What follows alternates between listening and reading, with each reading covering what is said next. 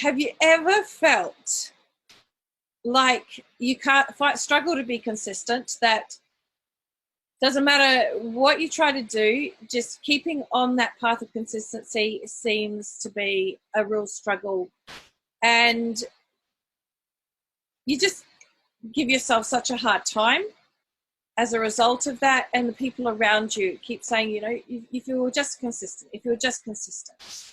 Well, I've found that it's a myth that consistency is the solution. Actually, what I'm going to share with you today is something a little bit different that's getting in the way of consistency.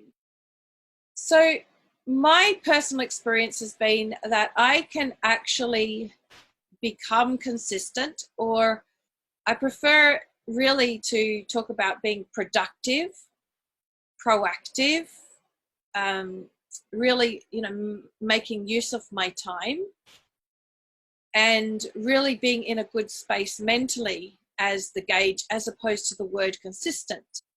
Even though Allah subhanahu wa ta'ala says He loves that is done, small things done consistently. This is not what I'm talking about, and actually could be the answer or the recipe to the solution, subhanAllah. So there was a time when I was really struggling with my parenting. We had been in an abusive marriage. My children were very off track, fighting, a lot of challenges. And everyone was saying that I have to be consistent with my discipline, have to be consistent. And I was, at the time, a single mum, quite run down myself, really tired and very much struggling to be consistent.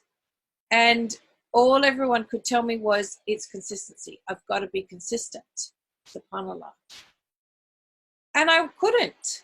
It was just, I felt heartbroken that I was this bad mum because I couldn't be consistent.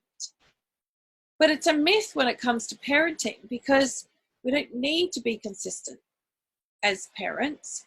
We certainly need to have some consistency overall.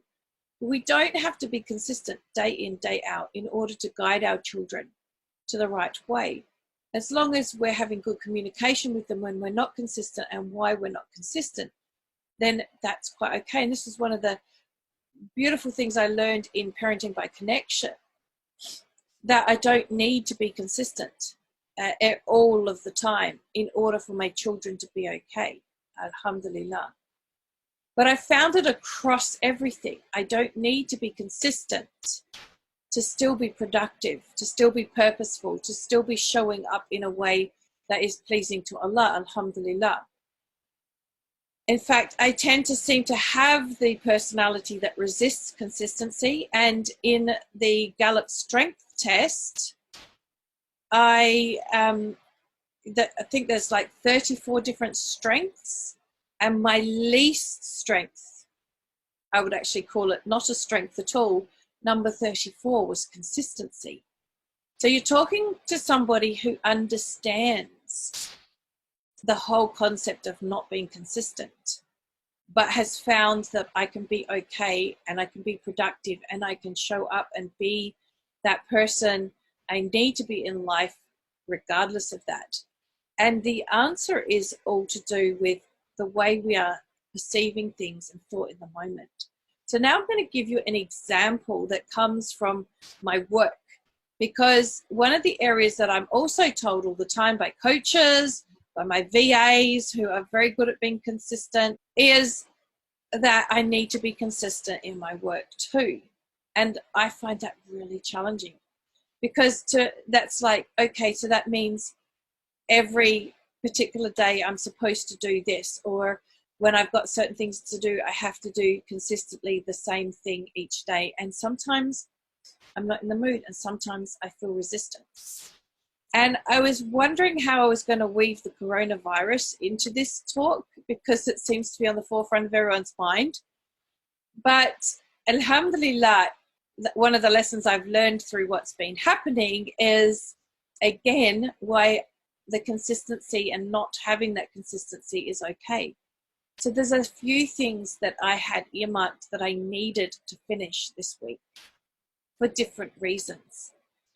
And one of them is a school curriculum I'm working on and writing it all up. And I set myself almost the impossible task of finishing it all this week.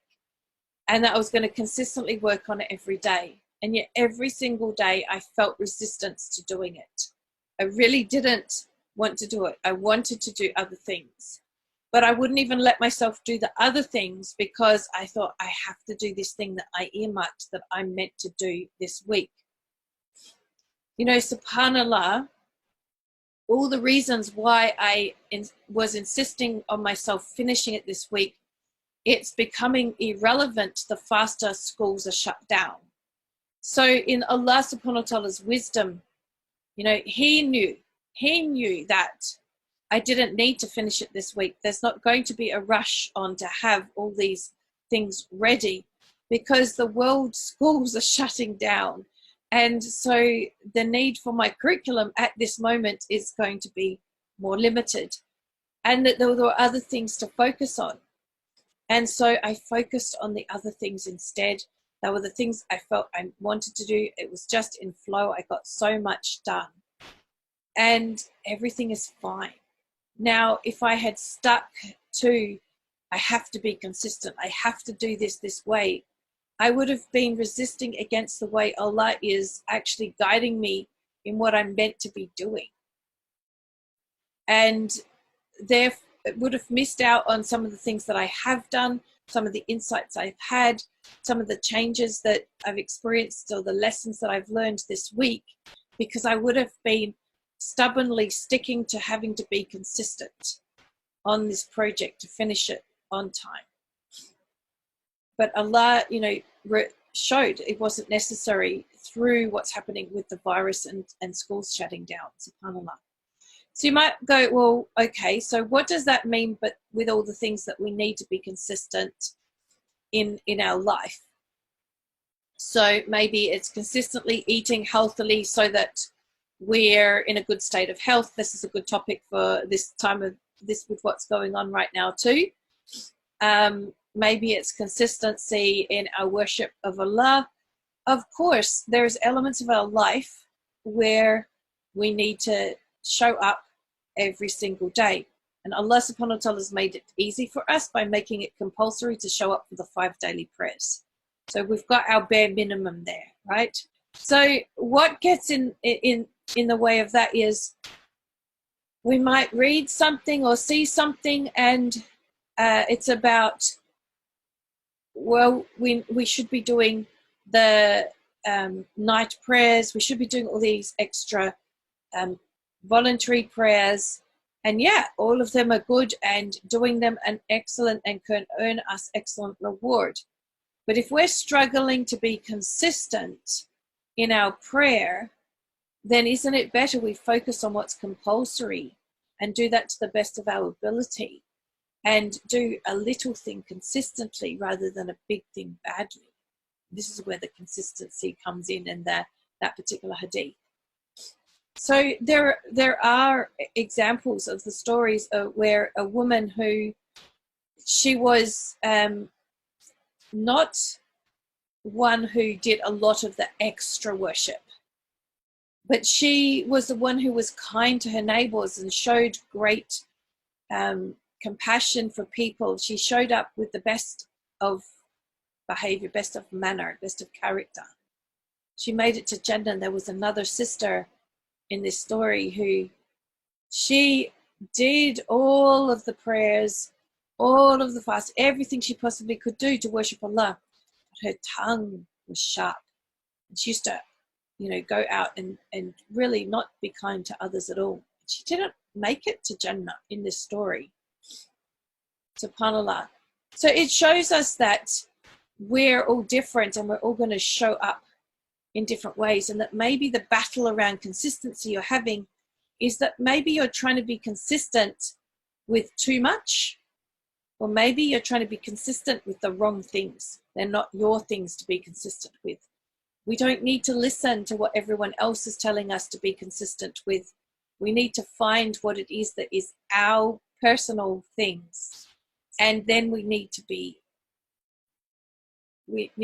kind, that's the word, to ourselves, and not burden ourselves with more than we can manage, but just make sure we can become consistent with a little first, inshallah. So subhanaka Allahumma bihamdika ashhadu an la ilaha illa anta astaghfiruka wa atubu ilayk.